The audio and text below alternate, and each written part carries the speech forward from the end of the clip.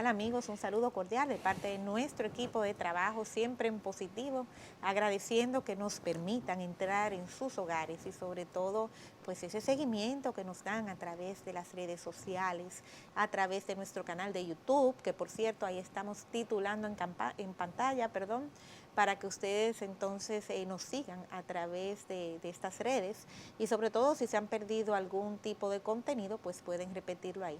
De verdad que agradecemos el que nos den este seguimiento y hago énfasis en esto porque no se imaginan el estímulo que es para nosotros saber que estamos aportando a la sociedad, que estamos aportando a la familia, al colectivo y al individuo cuando traemos contenido como el que traemos en el día de hoy.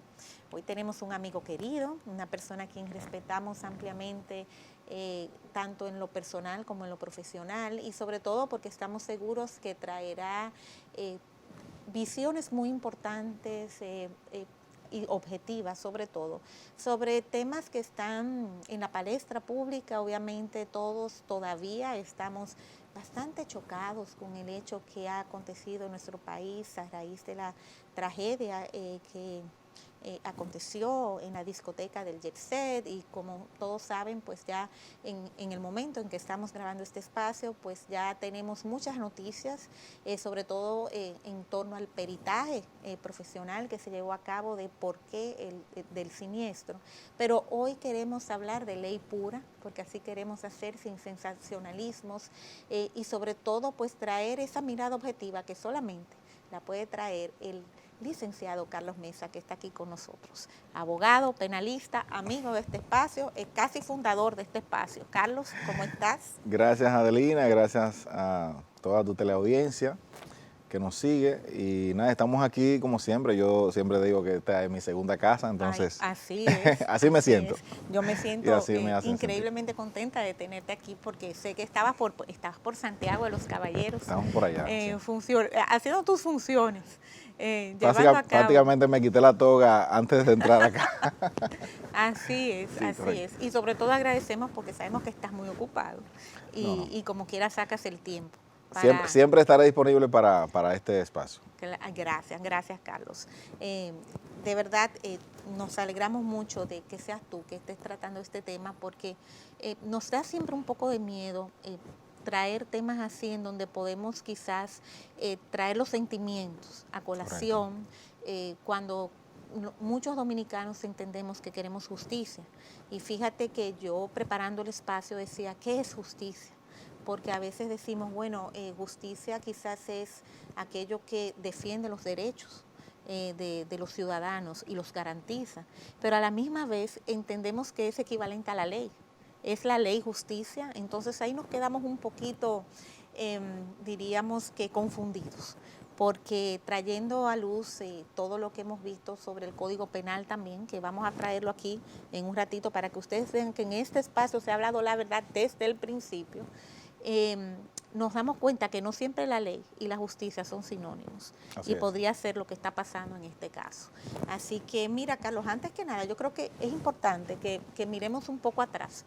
Tú estuviste en este espacio hace unos meses a raíz de todo lo que pasó y parecía como si tuvieras unos dones proféticos, más bien sabemos que son profesionales, porque tú dijiste lo que iba a pasar y lo vamos a probar. Vamos a ver un poquito, vamos a ver un cortecito de lo que el licenciado Mesa dijo aquí hace un tiempito y ustedes verán que ha sido tal cual. Adelante, señor director. Por lo que te acabo de decir, el tipo penal, la responsabilidad penal, el tema de la voluntad para cometer el hecho estaría descartada porque a nadie se le va a ocurrir que él, dueño de una discoteca, se le va a ocurrir con que él tenía el deseo de que eso ocurriera, eso estaría descartado. Entonces, por ese tema, el artículo 319 del Código Penal lo que establece es una sanción de 3 meses a 2 años de prisión correccional. Entramos nuevamente en la misma encrucijada de siempre, en la falta de aprobación de un Código Penal que establezca este cúmulo de penas, que establezca este tipo de situaciones, que le dé una calificación jurídica mucho más gravosa. Efectivamente, dijiste que esto iba a pasar y así ha sido. ¿Ha habido sorpresas para ti en todo esto que el Ministerio Público pues ya ha expuesto y lo que ha acontecido hasta el momento? Bueno, básicamente lo que hemos visto es un reclamo colectivo. La gente estaba deseando que esto ocurriese. Vimos que pasó mucho tiempo desde la ocurrencia de los hechos hasta cuando finalmente se da el apresamiento del señor Antonio Espaillat y de su hermana, la señora Maribel Espaillat, el pasado 12 de junio. Hoy hace apenas 6 días. Mañana se cumplirían los 7 días de él ya estando en prisión. En una prisión, en este caso, de forma provisional, de forma transitoria, porque está ante el conocimiento o ante la espera del conocimiento de la imposición de medidas de coerción. Pero sí destacar el hecho de que nosotros en ese corte, y cuando estuvimos aquí en el programa, decíamos que había un duelo colectivo y que precisamente la justicia o el acceso a la justicia era una forma de transmitir o de hacer una transición de ese duelo de esas personas. Si bien es cierto, los familiares caídos en esa tragedia no van a volver a la vida, pero cuando la justicia impera y se hace justicia, aunque sea de forma mínimamente, pues ese duelo tiene algún tipo de consuelo en esos familiares. Y eso es lo que hemos visto. Se hizo un reclamo al Ministerio Público.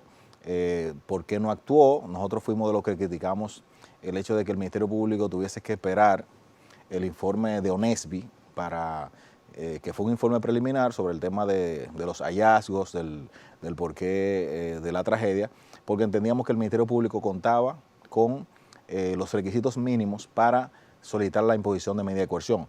El Ministerio Público esperó hasta tener ese informe preliminar y sumado a otros elementos de prueba que fue consiguiendo de forma habitual.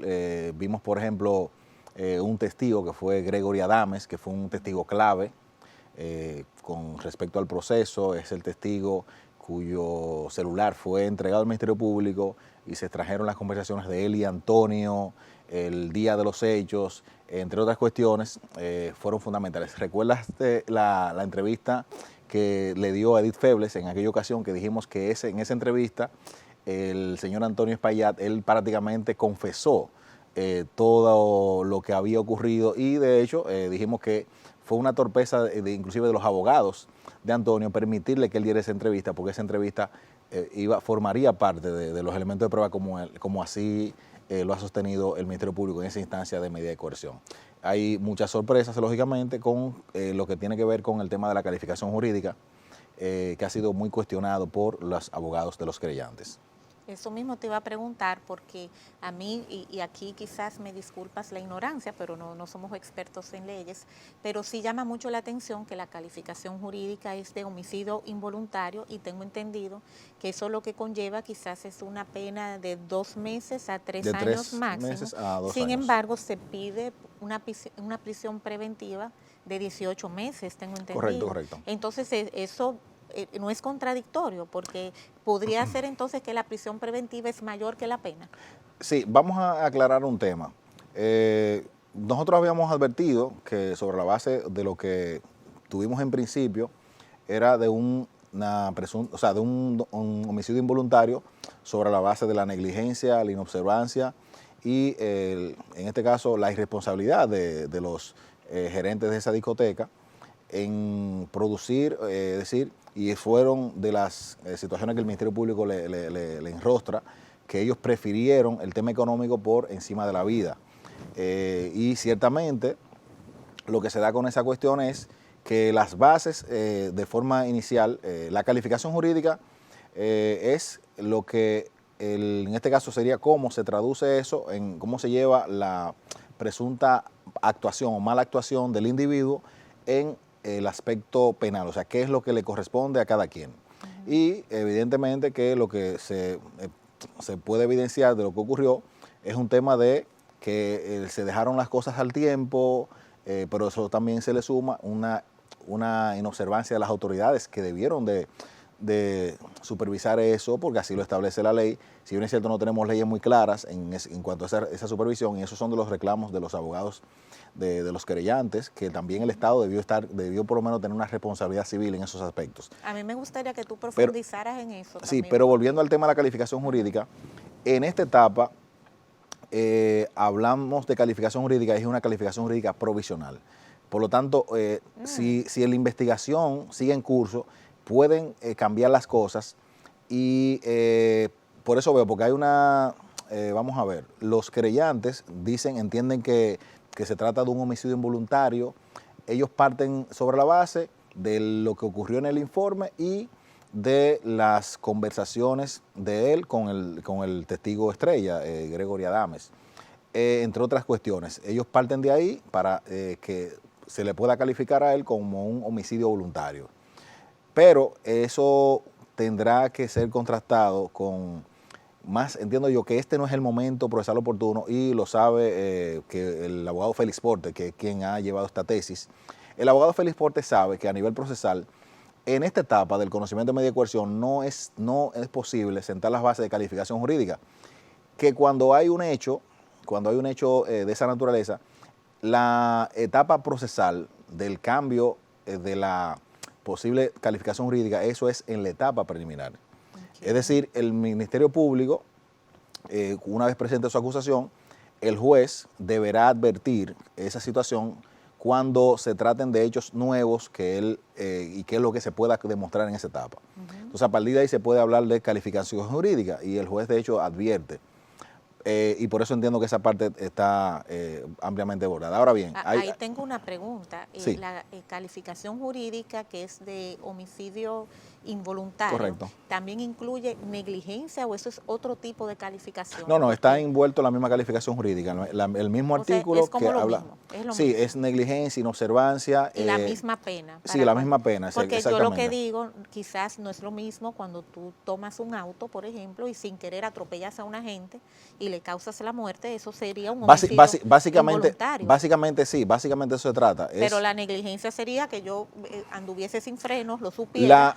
Sí, el código lo plantea. O sea, no es un agravante la negligencia. No, el código lo plantea en la misma línea, como una inobservancia, una negligencia o un delito o un cuasi delito de forma que no se tuvo la intención delictiva, sino que fue por un tema de dejadez, ¿verdad?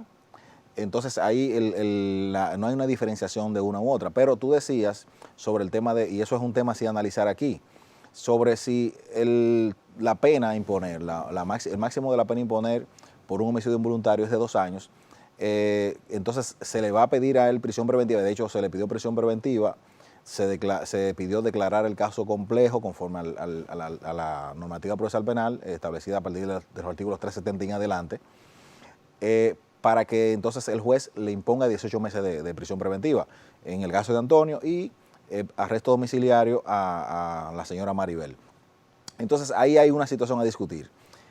Si bien es cierto, se presume que la medida de coerción o la prisión preventiva que se le pudiese imponer a Antonio Espaillat no puede verse como una pena anticipada, hay una situación que también el juez deberá verificar, que es el daño a resarcir. El daño, y aquí estamos hablando de un daño incuantificable, sobre el aspecto que estamos hablando de 236 víctimas mortales, casi 200 víctimas, heridos, y alrededor de 150 niños huérfanos. O sea, hay una dimensión muy clara que el juez va a tener que verificar para mandar a Antonio Espaillat a prisión, que yo creo que sí, que lo va a hacer.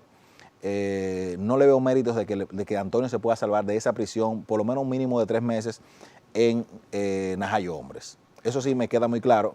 Y además que creo que el magistrado Rigoberto Sena, me ha tocado litigar varias veces con ese magistrado. El magistrado es muy pro Ministerio Público. De hecho, hemos tenido situaciones en las cuales ese juez a los pedimentos del Ministerio Público no le ha agregado ni siquiera una coma. O sea, él es pro Ministerio Público, y el aspecto del daño involucrado, de la magnitud del daño, eso va a ser fundamental para imponer la prisión preventiva a Antonio Espaillat. Entiendo. Bueno, una parte pivotal, diríamos quizás, de lo que pueda acontecer es si de verdad se le cambia pues la clasificación jurídica a esto. A mí me gustaría que en el próximo bloque viéramos entonces qué podría hacer que hubiese este cambio y si realmente el Ministerio Público ya tenía esto pensado, que podría ser correcto. y a quién le toca. Señores, volvemos en un momentito. Quédense con nosotros. Ya regresamos con Adelina. Estamos de vuelta con Adelina. Gracias por seguir con nosotros. Carlos Mesa, aquí compartiendo sapiencia y obviamente pues buenas intenciones, que esto es algo importante, porque a veces podemos dejarnos llevar mucho de lo que queremos, de lo que sentimos y de la percepción, pero hay algo que es innegable y es que la ley es la ley y mientras no se cambie pues hay que respetarla, eso es así. Ahora bien, vamos a poner que sí, que pudiese cambiar la clasificación de esto y que realmente se convierta pues en algo más penalizado y que es probablemente lo que muchos están apostando. Bueno, aquí va a ser crucial desmontar la tesis de que todo se debió a una simple imprudencia, a una simple inobservancia. Si se puede demostrar ya con hechos y con elementos de prueba porque de hecho esas son de las cuestiones que no quedan todavía muy claras. Si la investigación da al traste con que hubo ya o la intención de, por lo menos, esa titularidad que el Ministerio Público le ha dado, de ese desprecio a la vida humana, se puede constatar con otros hechos, entonces ahí podríamos hablar de que estamos hablando ante una persona que podía tener algún tipo de situación, de hecho, que sería posible realizar hasta un análisis de otros profesionales de otras áreas para determinar si esa conducta es una conducta de ese ser humano, es decir, en dejar todo al tiempo y a sabiendas, a pesar de que eso pudo desencadenar en lo que finalmente ocurrió. Entonces, eso va a ser muy, muy, muy importante. Es decir, vimos una persona que admite que durante 30 años hubo un descuido indiscriminado, pero esa persona, cuando se le hace esa entrevista, la que él filtra a los medios de comunicación, no la primera que él da, que se ve una persona que está totalmente esquematizada, dando un discurso leído. Esa entrevista que él trató de que se viera un rostro humano, en esa entrevista fue crucial porque ahí él dice que yo quiero saber lo que pasó. Sin embargo, en su mente, o sea, ya tú sabes porque tú dijiste lo primero fue, o sea, él mintió en esa entrevista, dijo que él nadie lo había advertido. De acuerdo eso es lo al primero. peritaje, ¿no? Pero que nadie le había advertido sobre eso, pero ya vemos, por ejemplo, cuestiones de ingenieros que él los contrató en un tiempo y luego lo paraba y él seguía sin la permisología. Entonces, ese tipo de conducta habría que ver y por eso vemos, pero va a ser un poquito cuesta arriba y yo debo de admitirlo, demostrar esa parte para poder a ver si esto puede tener un cambio en el momento procesal oportuno para poderle imputar una calificación jurídica distinta a un homicidio involuntario. Eso te iba a preguntar. Por eso, si no por eso es un poquito cuesta arriba. Y sobre todo que hemos visto, ya vimos, por ejemplo, la magistrada procuradora Jenny Berenice Reynoso exigiéndole al Congreso de la República que por fin ya se aboquen a elaborar el famoso Código Penal Dominicano. Eso te dice a ti que el Ministerio Público sabe que lamentablemente el marco jurídico que se le puede aplicar a Antonio Espaillat, a su hermana también, es limitativo, porque saben que pero habría que ver, es un tema un poquito ambiguo, sobre todo plantear eso. Pero evidentemente que también el aspecto civil, el aspecto pecuniario, las sanciones que se le puedan imponer a Antonio y a su empresa, va a ser determinante, porque aquí tenemos un tema con que hay una cuantía de, o sea, aquí hay un renglón de cuando hay víctimas mortales. Los jueces imponen un monto que nunca ha sobrepasado los 5 millones. Ese umbral nunca pasó los 5 millones. Creo que ese es el máximo que se le ha impuesto por la muerte de una persona. Eso oscila entre el 1.000.000, 2.000.000, 3.000.000 y creo que el máximo fue 5, eso en muy breves ocasiones. Demandas civiles. Demandas, porque también el aspecto penal conlleva una sanción civil. Eso es una de las cuestiones. Veo que otros abogados también se han ido solamente por la vía civil. Creo que fue un error. Hay un colega que se me acerca, me dice, doctor, yo me fui por lo civil, yo no voy a perder el tiempo con lo penal. Y yo le digo, bueno, tú tienes una situación, porque recuerda que hay una máxima que dice que lo penal mantiene lo civil en estado de derecho. Es decir, que si tú tienes una herramienta de irte por una vía, que en este caso la vía penal, que te mantiene otra vía abierta que es la civil, si te vas por lo civil primero, ya no puedes ir a lo penal, porque ahí se da un principio de electa una vía. Entonces, son muchas cuestiones a discutir. Técnicas a discutir. El informe de ONESBI es un informe preliminar, es decir, que no es concluyente. Ahí el tema de la columna, eso sí me preocupa, el tema de la columna, porque ahí sí podría haber algo. Recuerdo que una persona se me acerca y me dice que fue a Jet Set en esos años y recuerda que haber visto varias columnas. Y precisamente, recuérdate que Antonio dice que ahí nunca se hicieron cambios estructurales.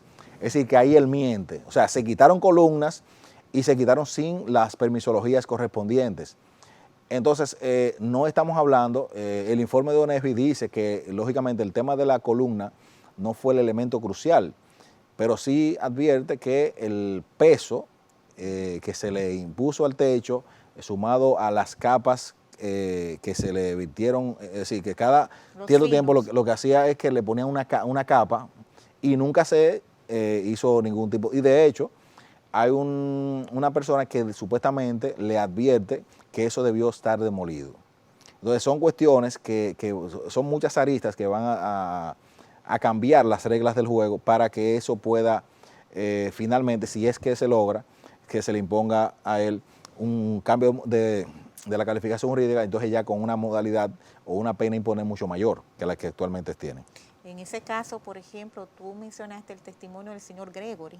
Claro. Sin embargo, algo que nos cuestionamos es la capacidad que se le atribuye a una persona que no es ingeniero, o sea, el peso que tiene ese testimonio y por qué quizás ellos desestimaron lo que estaba diciendo esta persona que era su empleado, porque no es lo mismo quizás que venga un ingeniero y te diga, mira, que esto se va a desplomar, a una persona que no tendría el aval, vamos a poner profesional. ¿Eso tendría algún tipo de peso en admitir este testimonio?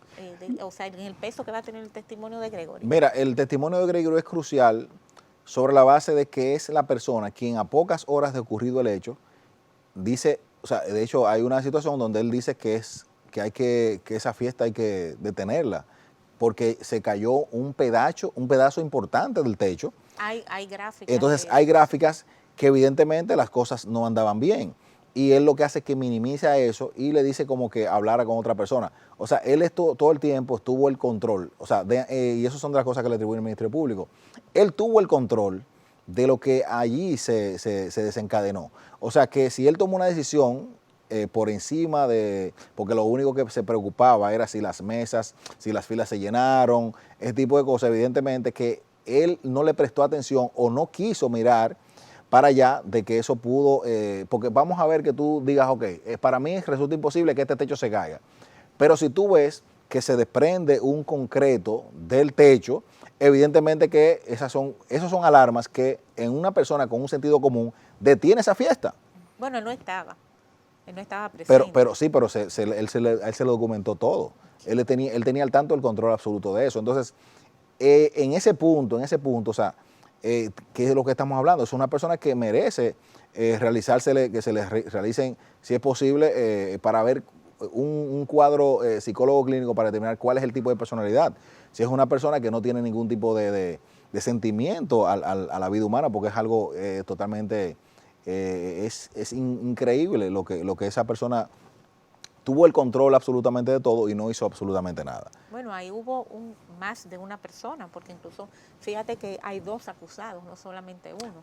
Y en ese caso que tú hablaste ahorita, y no quiero pasarle por arriba, las autoridades también, si realmente no tienen ningún tipo de culpabilidad en este sentido, porque aquí, o sea, ¿qué dice la ley también? No deben revisarse las estructuras públicas de vez en cuando, ver que realmente se están cumpliendo las normas y todo eso, porque fíjate que, por ejemplo, si una persona sale con un arma robada y comete un homicidio, es verdad que es culpa de la persona, del homicida, ¿no? Correcto. Sin embargo, no deja de haber también una responsabilidad de por qué hay un tráfico de armas ilegal, o sea, tiene que haber algún tipo de sanción en ese sentido o no, o el Sí, Estado correcto. como que realmente es Sí, intocable. sí, correctamente. Nosotros entendemos, y de hecho nosotros nos unimos a la tesis de que aquí el Estado también debe ser responsable, porque ciertamente la ley del Ministerio de la Vivienda,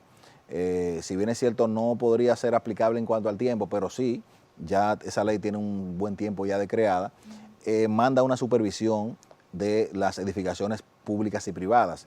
Entonces ahí también con el tema de la permisología, al momento de hacer modificaciones estructurales, evidentemente que sí, ahí yo me inscribo en esa tesis de que podría el Estado ser responsable civilmente o se le podría endosar al Estado una demanda en responsabilidad patrimonial.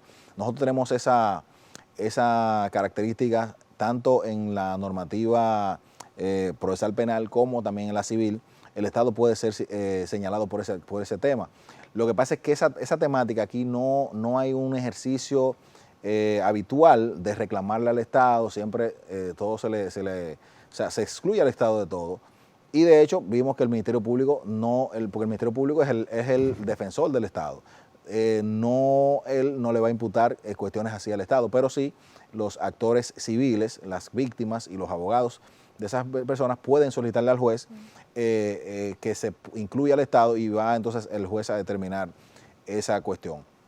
Importante rescatar es que uno de los elementos que el Ministerio Público está atribuyendo es sobre el tema, para solicitar la prisión preventiva de Antonio Espaillat, es el tema del peligro en la investigación, porque ya se comprobó que él intimidó a testigos, él y precisamente también la señora Maribel. Esa precisamente es la pregunta que te tengo para el próximo Perfecto. bloque, porque creo que hay que ampliar, Sí, porque esos correcto. son de las cosas adicionales probablemente Sí. que se va a intentar hacer y sobre todas las cosas también tomar en cuenta de que hubo profesionales que estuvieron también llevando a cabo algunas obras. Entonces, me imagino que va en detrimento de ellos el que ellos hayan salido de esos profesionales y no le hayan permitido concluir eso. Pero Correcto. en el caso de que algunos profesionales, como quienes instalaron los aires o quienes instalaron equipos arriba,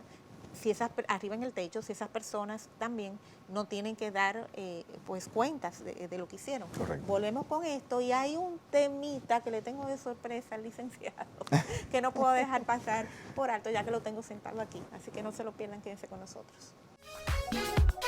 Ya regresamos con Adelina. Estamos de vuelta con Adelina. Qué bueno que siguen ahí. Carlos Mesa, la verdad que yo me quedo siempre absorta escuchando terminologías legales y todo esto de tus labios porque me apasiona mucho el derecho, me parece tan interesante. Deberías claro que sí. Sí, yo creo que yo tienes tengo un una sentido venita. crítico muy intuitivo. Y me gusta defender. Y más que eres mujer, pero aparte, entonces eso lo pones y lo desarrollas y el derecho te sentiría bien. Sí, y me gusta defender, más que acusar, me gusta defender. Sí, claro. Mira, hay dos situaciones que se le pueden presentar como agravantes en este caso. Una, eso de que aparentemente sí hubo un tipo de coacción a algunos de los empleados y no sé si era tan legal que firmasen un descargo y qué incluía ese descargo, porque a veces hay un descargo laboral que es casi una ley mordaza que uno le hace a sus empleados y sobre todo esos profesionales que trabajaron también, porque fíjate, esos aires no se instalaron solos. Entonces, háblame de eso un poco. Mira, aquí hay todo hay una amplitud, es decir, hay un buen estadio procesal para investigar, porque ciertamente en lo que tenemos a mano es simplemente lo que es la cintila probatoria para iniciar la investigación, pero hay muchas cosas que se quedan abiertas, como esa que tú bien aclaras. Esas compañías que tuvieron a bien la instalación de esos equipos, las compañías también o los profesionales que tuvieron a bien hacer esas remodelaciones que lo pararon, también el tema de la falta de supervisión o la no autorización de entidades como el ayuntamiento, en este caso también obras públicas y un sinnúmero de instituciones que debieron también de formar parte de todo eso. Entonces ahí hubo una omisión o una actuación de omisión, y eso tiene como poder comprobarse, y por eso las investigaciones pueden dar al traste a que si hay otros actores que debieron por lo menos mínimamente, por decir una cosa, denunciar lo que estaba pasando allí, nosotros como ciudadanos también tenemos una responsabilidad de hacer denuncias cuando vemos cuestiones que no están bien. Porque eso es lo que nos inquieta. Sí. Y no queremos que pase otra vez. Entonces, si eso estaba pasando ahí durante 30 años, sí, nos imaginamos que está pasando en otros lugares. Sí, también sobre el tema de lo que se ha dicho, que es un secreto a voces, el tema de la situación con los vecinos, multiplicidades de denuncias que eran calladas. Hay que ver cómo, en qué forma esas denuncias, esas personas eran silenciadas y qué autoridades tuvieron que ver con eso. Son muchas cuestiones aquí. Ahora bien, lo que sí entiendo que debería ser una práctica que el Ministerio Público la tome en cuenta es sobre la base de que, por ejemplo, en vez si consigue alguna de esas personas de que hemos mencionado anteriormente que se han quedado o que podrían ser tomadas en cuenta, esas declaraciones o esas experiencias, esas personas pueden ser también testigos claves del proceso para imputarle o para lograr un mayor grado de complicación a nivel procesal o para tener un caso más fijo, más fuerte en contra de esas personas. Señalábamos, por ejemplo, el caso también que lleva la atención a la señora Grecia, no se le hace ningún tipo de imputación. Sin embargo, ella forma parte de la gerencia de la empresa que es la que tiene la razón social. No tiene que ver también su edad, condición física. La edad sí, pero hay un tema, o sea, si bien es cierto, la edad no. Muy mayor, la edad no, con respecto al tema de la edad, no le exonera de absolutamente nada. La edad simplemente es el umbral para solicitarle la prisión preventiva. Es decir, que lo que dicen los abogados de varios de los querellantes es que ella debió estar incluida y que por lo menos a ella sí debió solicitársele, primero incluirle la medida de coerción, y entonces a ella sí le podía caber el tema del arresto domiciliario. A menos que sea una persona que no esté ligada desde hace mucho tiempo, que es lo que particularmente habría que ver, pero de entrada, no tenía nada que de entrada ya la documentación sí, la pero tú sabes, involucra. pero en ese sentido quiero hablar un poquito, sí, claro, porque como que a veces uno como que conoce más a fondo por ciertas circunstancias, ciertas cosas. La señora Grecia, tengo entendido que tenía muchísimo tiempo ya que había traspasado pues todas las responsabilidades, todo a los hijos, ¿ya? Y es una persona que estaba en retiro, que tiene quebrantos de salud. Además de todo esto, pues tú sabes que a veces uno firma como parte de una compañía y no tiene nada que ver con la compañía, qué sé yo. Antes las SRL han cambiado mucho, pero cuando se formaban antes se necesitaban muchas personas. Esas son atenuantes que podían darse en cuenta, pero en este estado procesal, al esas cosas no están claras, debió imputarse a todo el mundo, precisamente porque es que estamos hablando de que hay víctimas que miran y dicen, pero ¿por qué tal cosa no se hizo? Entonces las cosas tienen que estar más o menos claras, y eso no indica que ella pueda resultar ser inocente, totalmente desligada a la situación. Ahora, va a depender si ella pudo también lograr que no se mantuviera ese nivel de irresponsabilidad con respecto al tema del manejo de esa discoteca. Entiendo. Y la visita a algunos de los empleados, por ejemplo, ¿eso puede tomar, eso es penal también? Sí, mira, el tema porque uno de las cuestiones, por ejemplo, al momento de la solicitud de la imposición de la medida de coerción, esos son uno de los, o por lo menos de solicitar la prisión preventiva, esos son uno de los ademanes que utiliza, por ejemplo, el Ministerio Público para graficar al imputado ante el juez. Es decir, decirle a un juez, mira, yo necesito que usted le imponga la prisión preventiva a esta persona porque esa persona, su comportamiento es atípico, es decir, es una persona que intimida a los testigos, la investigación corre peligro en sus manos, esa persona puede destruir pruebas y eso especialmente lo que ellos han hecho. O sea, ya se ha podido demostrar que trataron de intimidar testigos, trataron de destruir pruebas y eso le complica más la situación. Es decir, que ya la buena fe de que yo no voy a distraer el proceso, de que yo no voy a hacer un obstáculo para investigación, ya eso se le queda descartado. Estamos hablando de una persona que tiene mucho poder económico y personas, por ejemplo, que pueden verse, de hecho, a mí me sorprendió el hecho de que no hay tantas querellas no hay tantas querellas con respecto a la cantidad de víctimas involucradas. Si mal no recuerdo, las querellas puntualmente, tengo que verificar el número, pero no llegan así en las querellas. Entonces eso te dice a ti que no todas las víctimas accionaron. Entonces, por lo menos hubo un nivel, y fíjate que él lo dice en la entrevista. No han accionado, porque creo que todavía no ha sí, esas víctimas, y es bueno que lo sepan, todas esas personas fallecidas, todos para el Ministerio Público son víctimas. Todo el mundo es víctima. Ahora bien, y es bueno aclarar eso. Ahora, el que haya accionado como querellante y actor civil, entonces eso hay que formalizarlo mediante una instancia. Y ahí es que voy, o sea, no hay tantas querellas y no hay tanta condición de actor civil. O quizás hay una querella por más víctimas, o sea, una querella por tengo entendido que no todas las víctimas... Porque hubo familias sí, no todas las víctimas han accionado, pero sí decir que tienen, eso que tú dices, el momento procesal oportuno para hacerlo es, conforme a lo que establece la ley, es antes de que se dicte auto de apertura a juicio.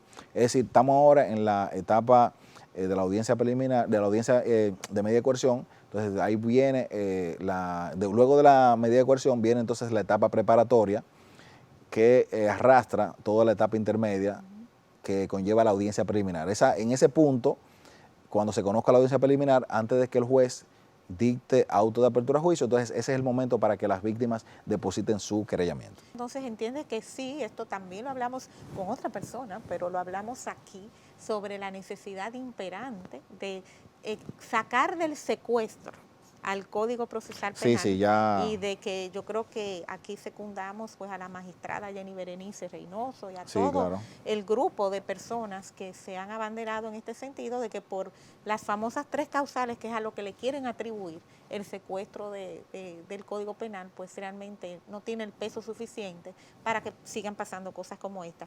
Carlos, nos queda un bloque. Y obviamente este tema ha acaparado toda la opinión pública, pero tú sabes que también hay un tema en el cual tú te has involucrado activamente y públicamente, y es el tema de la difamación, de la ley Mordaza. Estás representando pues a una persona que ahora mismo está acusada. Bueno, ese sí tiene querellas, la verdad que sí. Nos referimos al detective Ángel Martínez, y yo quiero tocar un poquito el tema de qué es difamación, porque no deja de ser otro tema que también debe ocupar la conciencia, ¿no? Debemos crear conciencia sobre lo que es, y me llama mucho la atención saber lo que tú opinas de esto, sobre todo de que tienes la parte de la defensa del señor Martínez, así que con eso venimos en un momentito, quédense cómodos. Ya regresamos con Adelina. Estamos de vuelta con Adelina. Qué bueno que siguen ahí. Carlos, te agarré un poco desprevenido. Cerrando el tema, se me quedó una pregunta, y es ¿cuánto tiempo tú crees que va a tardar todo este proceso para ya desenvolverse en lo que tiene que terminar y eso? Mira, creo que este va a ser un proceso rápido. Si bien es cierto, el Ministerio Público ha pedido que se declare complejo, pero este es un proceso que no creo que vaya a ser muy controvertido. Las defensas o los abogados de Antonio Espaillat podrán solicitar un contraperitaje con respecto al realizado por ONESBI, entre otras cuestiones, pero este es un proceso que no creo que conlleve un máximo de espera. Entiendo que si se le imponen los 3 meses de la prisión preventiva, el Ministerio Público podrá solicitar una prórroga de 2 meses más, ahí nos metemos a 5 meses, y en lo que llega a la audiencia preliminar, entiendo que ya a más tardar, antes de un año tendríamos ya una condena, o radiando el año, tendríamos la condena de Antonio Espaillat. Parte penal, ¿no? Y la parte civil, me imagino que sí, como son tantas querellas y todo esto, que eso puede extenderse. Sí, puede extenderse más, pero por lo menos para tener la primera sentencia, a ese proceso le doy alrededor de un año, como mucho. Bueno, esperemos que... Luego de ahí queda el tema de la apelación, los procesos penales son desgastantes, pero yo entiendo que ellos van a hacer una defensa positiva, es decir, la defensa positiva admitiendo los hechos, aunque no en la medida como han sido señalados. Pero eso es un caso que no va a pasar el umbral de lo que establece el Código Procesal Penal, que son rondando los 4 años. Wow, eso es mucho. Bueno, esperemos y seguiremos viendo y seguiremos alertando a toda nuestra teleaudiencia cualquier otra situación que surja. Te tomé la palabra porque te dije, ¿te puedo preguntar esto? Me dijiste que sí. Sí, no me preocupa. Difamación. ¿Qué es lo que a nivel penal? Porque esto ya también no es una demanda civil, es una demanda penal. Bueno, son muchas demandas penales las que tiene tu cliente. Claro. ¿Qué es difamar? Mira, para explicar estas cuestiones, a mí me gusta siempre partir de lo más básico, de lo más esencial. Estamos hablando de derechos fundamentales. La dignidad humana, que es el supraprincipio o el derecho humano, de donde parten todos los derechos humanos, de ahí su nombre, derechos humanos, son derechos que vienen inherentes al ser humano. Entonces, a partir de ahí, vamos a ver si hay un principio fundamental o una máxima que dice que ningún derecho es absoluto, ningún derecho es sagrado, todo derecho tiene límites. Entonces, en este caso, estamos hablando del derecho de la libertad de expresión, cuyos límites están en las leyes que tienen que ver con los delitos contra el honor. Los delitos contra el honor son 3, que son la difamación, la injuria y la calumnia. La calumnia nosotros no la tenemos conceptualizada en ninguna ley, pero sí la difamación y la injuria. O sea que la difamación puede ser verdad, sin embargo tú no tienes el derecho quizás de revelar públicamente, o amplíame un poquito. No, la difamación es el imputarle a una persona un hecho falso. Es decir, y ese hecho falso, entonces te crea un daño a tu moral, a tu autopercepción. Pero si es verdad, no es difamación. Si es verdad, si eso se puede comprobar, no es difamación. Y la injuria, a diferencia de la difamación, son las expresiones que yo utilizo para afectar ese honor o esa autopercepción. Recordándote que tanto la difamación como la injuria tienen un componente subjetivo y uno objetivo, en el sentido de que no es lo mismo, porque estamos hablando de autopercepción. Tú tienes, la autopercepción es la forma, o sea, como la construcción que tú tienes sobre tu persona. Y es posible que lo que para mí sea una palabra ofensiva, injuriosa, quizás para ti no lo es y viceversa, no sé si tú me entiendes. O sea, hay un tema bueno, no hay palabras que para todo el mundo son. Hay palabras sí, pero hay cuestiones. Porque yo he escuchado expresiones. Sí, Carlos, sí, pero hay una diferencia. Por eso digo que es un tema de subjetividad. Pero con eso te digo que ciertamente el hecho de que, por ejemplo, si yo puedo, en el caso de la difamación, puedo demostrar que el hecho que yo le estoy atribuyendo a esa persona se puede comprobar con fuentes. Sea con deseos de dañar a esa persona, aún sea con deseos de parte de su vida privada.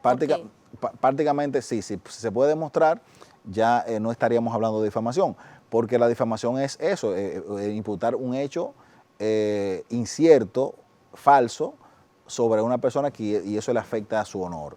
Decir, tal funcionario desfalcó al Estado en tal y tal forma, y yo no tener las bases para sostener no es eso. un poco cuesta arriba uno decir que no hay un deseo de dañar cuando usamos, por ejemplo, asuntos personales que no tienen nada que ver con la función de una persona pública. Bueno, sí, porque eso ha pasado. O sea. Sí, hay una diferenciación, recordándote que, por ejemplo, cuando hablamos de esos límites de la libertad de expresión, nosotros lo tenemos en el marco jurídico, es la 6132, sobre expresión y difusión de pensamiento, aquella ley que se dice que es vieja, que es obsoleta, que es del segundo Consejo de Estado del 1962, luego de nuestra transición democrática. Ese segundo Consejo de Estado tiene leyes muy importantes como la de rentas internas, el tema de los bienes de los Trujillos, la expropiación de los bienes de los Trujillos, y se resalta esa legislación que resalta la libertad de expresión o los límites de la libertad de expresión. Y ahí hay una diferenciación en cuanto a lo que tú planteas, de no es lo mismo difamar a un particular que difamar a un funcionario. Hay una diferenciación y la ley plantea un castigo más severo cuando se trata de funcionarios. Pero también esa ley que se dice que es muy vieja, plantea unos procedimientos que yo en estos casos que tengo como abogado de Ángel Martínez y otros comunicadores agresivos, como en el caso de Rafael Guerrero, tú sabes que tuve también la defensa de Rafael Guerrero durante un buen tiempo, y entre otras cuestiones, me han hecho a mí adentrarme en estas cuestiones de esas presuntas difamaciones cometidas a través de medios electrónicos, que es distinta a la de esta ley. Entonces, en ese punto, esos procedimientos tienen que ver, por ejemplo, con que cuando tú entiendes que una persona, o puede ser hasta un medio, te difame, tú tienes que intimar a ese medio para que haga una rectificación. Y en el caso te puedo plantear que en todas las demandas y todas las querellas que le han hecho a mi defendido, nadie le ha pedido la rectificación. Entonces, eso es un requisito que no se está cumpliendo, porque yo debo de intimarte para que tú corrijas la información o demuestres que tú tienes, eso no se está dando. Entonces, en esa situación, ahí lo que tú dices, cuando tú presuntamente cuestionas o dices cosas que puede cuestionar a un funcionario, el funcionario tiene un espectro más amplio, porque el funcionario está sometido a un escrutinio social. A diferencia de cuando... Puede costarle opinión pública, sí, está, y de hecho la Corte Interamericana ha definido ese tema, tiene un radio de más acción, porque el ciudadano tiene esa prerrogativa o sea, ese derecho de reclamo, y eso no puede verse como una exaltación o para sobrepasar la libertad de expresión, porque está ejerciendo libertad de expresión. Entonces, con respecto allá, cuando tú te refieres a situaciones de carácter personal, eso sí, de hecho yo esa línea, lo que yo recomiendo es no cruzar esa línea, porque tú no, o sea, aunque tú sepas una cosa íntima de una persona, eso no está bien que eso se pueda dirimir y que tú utilices eso para agredir la moral de esa persona. Son cuestiones íntimas que deben de quedarse en ese radio de acción. Eso obviamente pues puede conllevar a prisión, ¿no? Y la manera, tu cliente fue apresado, o sea, con esposas. Mira, sí, evidentemente que hay una situación, pero no, quiero aclarar ese punto. Ya no es posible imponerle prisión preventiva a una persona por delito de la libertad de expresión, o sea, por delitos como la injuria y la difamación. Aunque si bien es cierto, la normativa establece una sanción, ya el Tribunal Constitucional, la Corte Interamericana, ha irradiado sentencias que son precedentes vinculantes a todos los poderes públicos, en la cual no se le puede imponer la prisión preventiva a una persona. Simplemente, hemos visto condenas, por ejemplo, como precisamente la de Rafael Guerrero, el caso de Linares y Gómez Mazara, entre otros comunicadores, simplemente se le ha impuesto, cuando ya comprobada la situación, se le impone prisión suspendida, es decir, que esa persona está sujeto al cumplimiento de reglas. O sea, lo que te quiero decir, que está prohibida la prisión preventiva a una persona por violar las reglas de la libertad de expresión. Entiendo.